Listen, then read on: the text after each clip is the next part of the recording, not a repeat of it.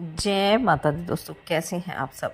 दोस्तों, बात कर रहे हैं हम सूर्य और शनि के बारे में, जो 23 अगस्त 2025 से एक ऐसा योग का निर्माण करने जा रहे हैं जिसे खतरनाक योगों में से माना जाता है।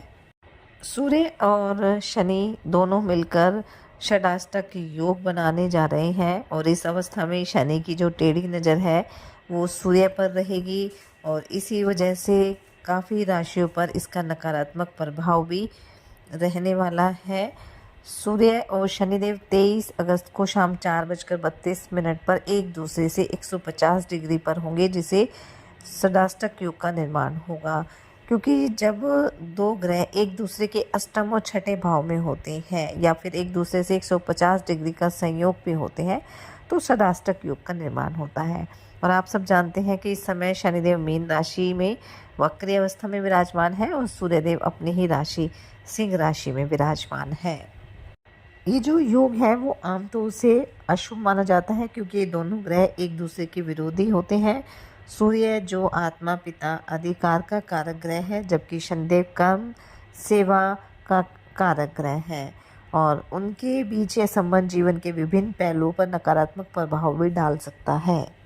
और आपको बता दें कि चूंकि उस दिन शनि अमावस्या भी है 23 अगस्त के दिन, इसलिए इसका प्रभाव और भी प्रबल होने की संभावना है। ज़्यादातर ये देखा जा रहा है कि ये जो योग है वो काफ़ी राशियों के लिए नेगेटिव रहने वाला है, लेकिन कुछ राशियाँ ऐसी भी रहेगी जिनके लिए ये योग शुभ भी हो सकता है। तो इस वीडियो में हम चर्चा कर रहे हैं मकर राशि के बारे में कि सूर्य और शनि के षडाष्टक योग का क्या प्रभाव मकर राशि के जीवन पर पड़ेगा और कौन से उपाय करना बेहतर रहेगा। इन्हीं सब बातों के बारे में इस वीडियो में हम चर्चा करेंगे। तो आगे बढ़ने से पहले आप सबसे निवेदन है कि अगर आप मेरे चैनल पर पहली बार आए हैं तो मेरे चैनल को सब्सक्राइब जरूर कर लें। तो चलिए बात कर लेते हैं शनि और सूर्य की षडाष्टक योग का क्या प्रभाव मकर राशि के जीवन पर पड़ेगा। वैसे तो आमतौर पर इस योग को शुभ नहीं माना जाता है, खतरनाक माना जाता है, लेकिन हमेशा ये नेगेटिव रिजल्ट भी नहीं देता है। और मकर राशि की बात करें तो सूर्यदेव अष्टम भाव में है और जो शनिदेव हैं वो तीसरे भाव में विराजमान है, वक्री अवस्था में है। शनिदेव की दृष्टि सूर्यदेव पर पड़ रही है। तो ऐसे में जो जातक सरकारी नौकरी करते हैं उन्हें इस दौरान काफ़ी उतार चढ़ाव का सामना करना पड़ सकता है। हो सकता है आपके बनते हुए काम एकदम से बिगड़ जाएं, लेकिन आपको किसी भी परिस्थिति में धैर्य नहीं खोना है, जल्दबाजी नहीं करनी है और धैर्य बनाकर अपने कार्यों को पूरा करना है। क्योंकि ये जो समय है ये एक निश्चित अंतराल के लिए ही रहने वाला है। कुछ समय बाद ये योग समाप्त होगा, तो जो भी परेशानियां हैं वो अपने आप समाप्त होती हुई नजर आएंगी। दूसरी तरफ ये योग अचानक से आपको धन लाभ करा सकता है, रुके हुए पैसे आपको वापस मिल सकते हैं, निवेश से भी अच्छा रिटर्न मिल सकता है। बस ध्यान ये रखना है कि कोई भी गलत तरीका नहीं अपनाना है, कोई भी शॉर्टकट तरीका नहीं अपनाना है और जल्दबाजी किसी तरह की आपको नहीं करनी है।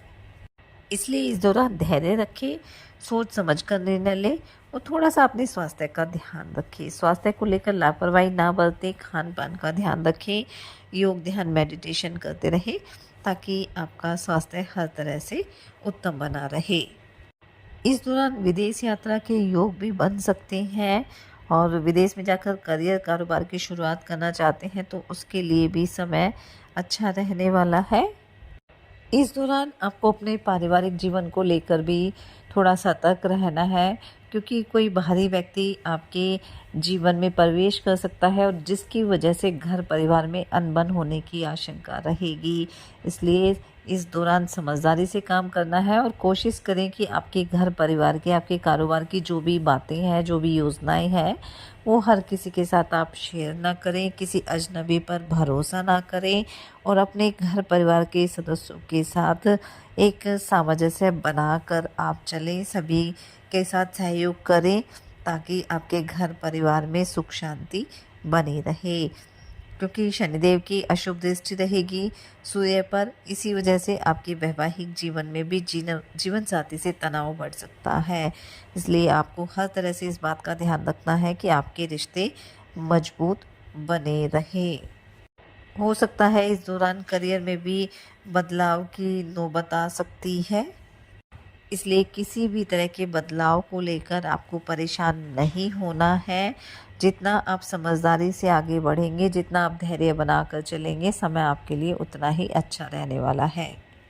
इस दौरान कारोबारियों को भी काफ़ी अच्छी डील मिल सकती है, लेकिन इन डील को फाइनल करते समय आपको जो भी ज़रूरी कागजी कार्रवाई है वो ध्यानपूर्वक करनी है, क्योंकि ये जो डील है हो सकता है आपके लिए कोई प्रलोभन हो, आपके लिए कुछ गलत साबित हो जाए।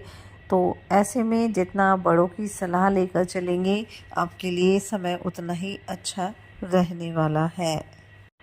इस दौरान हर काम में आपको सावधानी बरतनी होगी, खासकर अपने निजी जीवन में।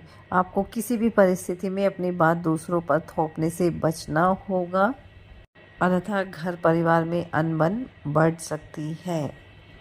हर तरह के वाद विवाद से आपको दूर रहना है। हर परिस्थिति में खुद को जितना हो सके शांत रखने की कोशिश करनी होगी। किसी भी तरह का बदलाव अपने घर परिवार में करना चाहते हैं, किसी नए कार्य की शुरुआत करना चाहते हैं, तो अपने बजट को ध्यान में रखकर ही करें, ताकि आगे चलकर भी आपको किसी तरह की समस्या ना हो। धर्म कर्म में काफ़ी रुचि रहने वाली है। दान पुण्य के कार्य भी इस दौरान आप करते हुए नजर आएंगे, लेकिन सभी क्षेत्रों में आपको सावधानी बरतनी है।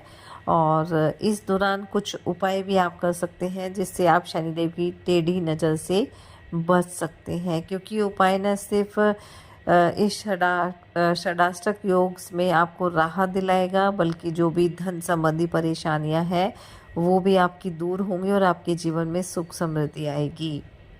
तो सबसे पहले तो आप अपने कार्यों को मेहनत और ईमानदारी के साथ करें, और शनिवार के दिन शनिदेव को प्रसन्न करने के लिए आप शनि मंदिर में जाकर शनिदेव को सरसों का तेल अर्पित करें। ओम शन शनिचराय नमः मंत्र का जाप करें। गरीब और ज़रूरतमंद लोगों को काले तिल, काले वस्त्र और उड़द की दाल, जूते चप्पल का दान करें। इससे शनिदेव प्रसन्न होंगे और जो भी समस्याएं हैं वो आपकी दूर होगी।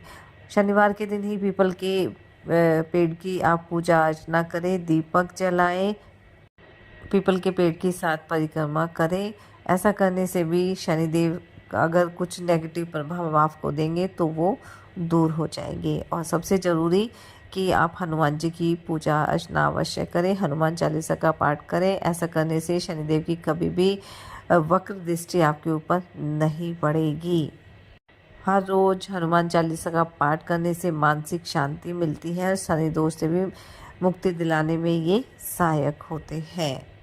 साथ ही अपने बड़ों का सम्मान करें और गरीब और असहाय लोगों की मदद करें। ऐसा करने से शनिदेव की जो कृपा दृष्टि है या ये जो षडाष्टक योग है आपके जीवन में बदलाव ही लेकर आएगा। सूर्य और शनि से बनने वाले इस षडाष्टक योग का प्रभाव आपके लिए पॉजिटिव रहे, इसी मंगल कामना के साथ जय माता दी।